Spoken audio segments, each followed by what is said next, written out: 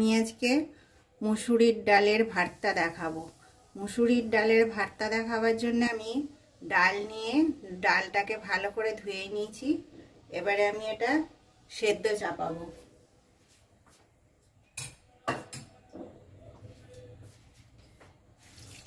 এতে পরিমাণ মতন আমি জল দিয়ে দিলাম।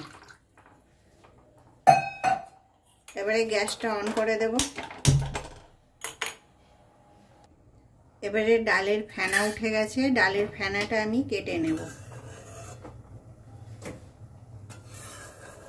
ডালের ফেনাটা পরিষ্কার করে উঠিয়ে ফেলে দিতে হয়, তা নয়তো এর মধ্যে একটা স্মেল থাকে।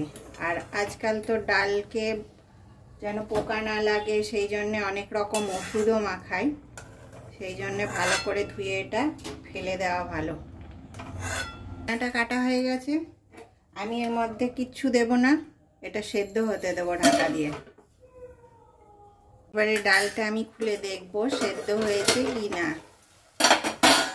হ্যাঁ, সেদ্ধ হয়ে গেছে।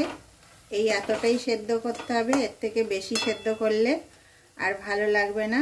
তারপরে আমি কিভাবে মাখছি দেখাচ্ছি। এর মধ্যে কাঁচা পেঁয়াজ আর কাঁচা লঙ্কা দেব।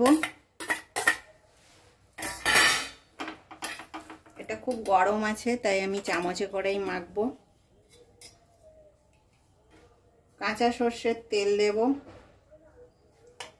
কাঁচা সর্ষের তেলটা একটু বেশি দরকার।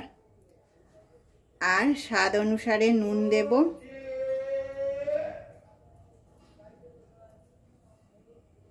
তারপরে এটাকে খুব ভালো করে মেখে নেব।